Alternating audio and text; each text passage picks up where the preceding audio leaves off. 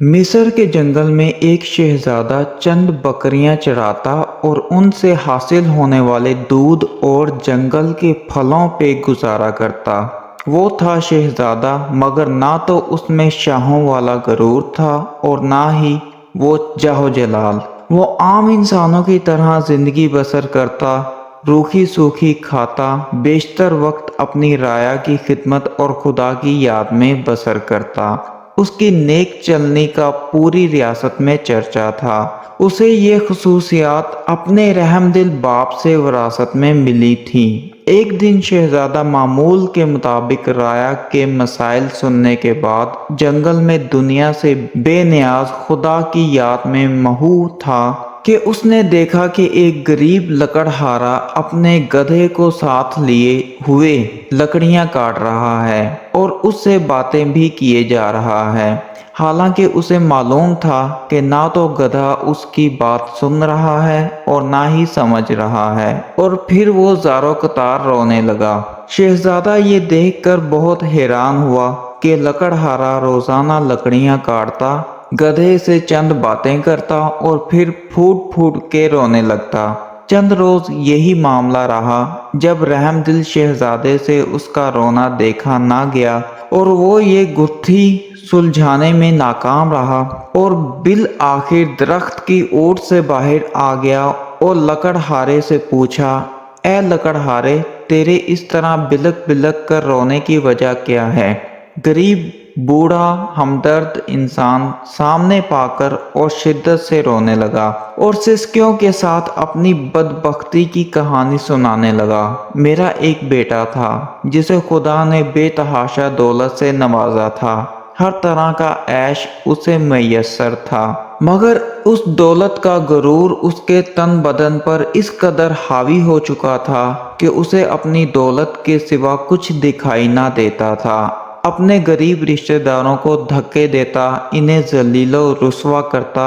پھر اس کی بربادی کا دن آ گیا اور میری دور کی ایک رشتہ دار اپنی ریاست سے میرے گھر سوالی بن کر آئی، یہ سوچ کر کہ مشکل میں اپنے ہی کام آتے ہیں۔ وہ بہت غریب تھی، اس کی بیٹی کی شادی قریب تھی، مگر کوئی انتظام نہ ہو پایا تھا۔ اسے کچھ رقم کی ضرورت تھی۔ وہ اللہ کی نیک بندی تھی، بیشتر وقت عبادت میں گزارتی تھی، مگر میرا بیٹا دولت کے نشے میں اندھا ہو چکا تھا۔ اس عورت کو دھکے مار کر گھر سے نکال دیا۔ یہی وہ وقت تھا جب ہماری بربادی شروع ہوئی۔ اسی رات سرخ آندھی چلی، بجلی کڑکی اور تیز بارش ہوئی۔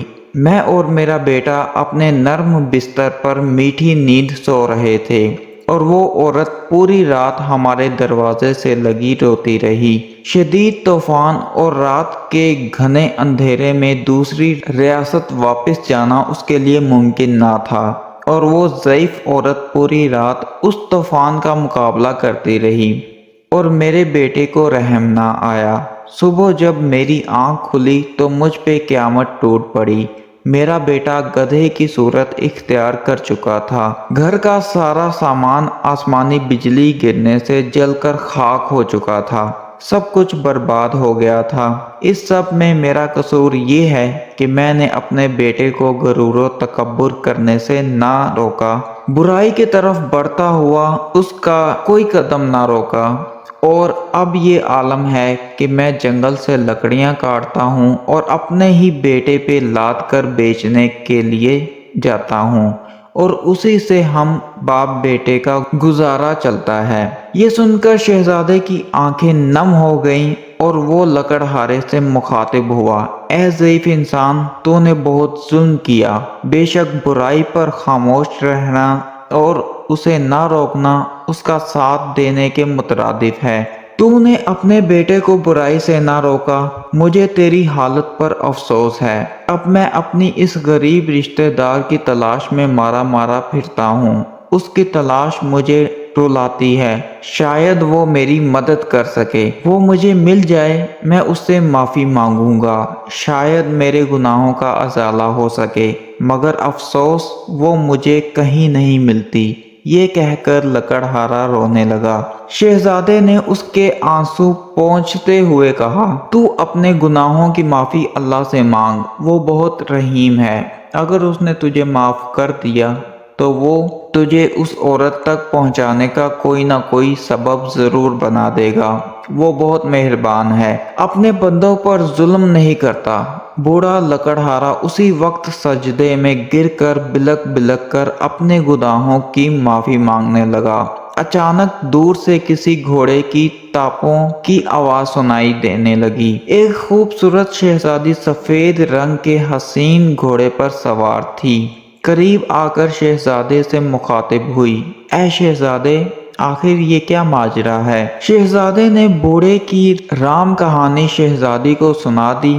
شہزادی کی آنکھوں میں آنسو جاری ہو گئے اور وہ گھوڑے سے اتری اور لکڑہارے سے کہنے لگی، میں ہی وہ لڑکی ہوں جس کی ماں تیرے در پر سوالی بن کر آتی تھی، مگر اے بدبخت، تیرے مغرور بیٹے نے ایک نیک عورت کی زندگی ہی چھین لی۔ ساری رات تیرے دروازے پر تیز بارش میں طوفان کا مقابلہ کرتی رہی کہ شاید تجھے رحم آ جائے۔ بالآخر تیز بارش کی ٹھنڈی بوندوں کو وہ بوڑھی جان برداشت نہ کر سکی اور دنیا سے چلی گئی۔ جب صبح ہوئی تو رحم دل بادشاہ معمول کے گشت پر تھا۔ اس کا وہاں سے گزر ہوا۔ وہ میری ماں کو جب گھر لایا تو ماں کی لاش دیکھ کر میرے پیروں تلے سے زمین ہی نکل گئی۔ اب میرا سہارا کوئی نہ تھا۔ بادشاہ یہ سب دیکھ کر بہت پریشان ہوا۔ بالآخر اس نے مجھے اپنے ساتھ لے جانے کا فیصلہ کیا۔ کچھ عرصہ میں اس کے محل میں رہی اور اس نے مجھے نیک لڑکی پا کر اپنے بیٹے سے میری شادی کرا دی۔ شاید یہ میری ماں کی دعاؤں کا نتیجہ تھا جس نے میری خاطر اپنی جان قربان کر دی، اور اس رب نے مجھ غریب کو فرش سے اٹھا کر عرش پر بٹھا دیا اور اس نیک شہزادے سے میری شادی کرا دی جو اس وقت تیرے سامنے کھڑا ہے، اور تجھے تیرے مغرور بیٹے کے کرموں نے عرش سے فرش پر گرا دیا۔ خدا کی قدرت دیکھ کر لکڑہارا شرمندگی سے زمین میں گرتا جا رہا تھا اور رو رو کر شہزادی سے معافی مانگی۔ شہزادی بہت رحم دل تھی۔ لکڑہارے کے آنسوؤں سے اس کا دل بھر آیا اور اس نے اس کو معاف کر دیا۔ خدا کی قدرت، لڑکا اس لمحے اپنے اصل روپ میں واپس آ گیا اور خدا کے حضور سجدے میں گر گیا اور شہزادی سے بھی معافی مانگنے لگا۔ شہزادی نے اسے بھی معاف کر دیا۔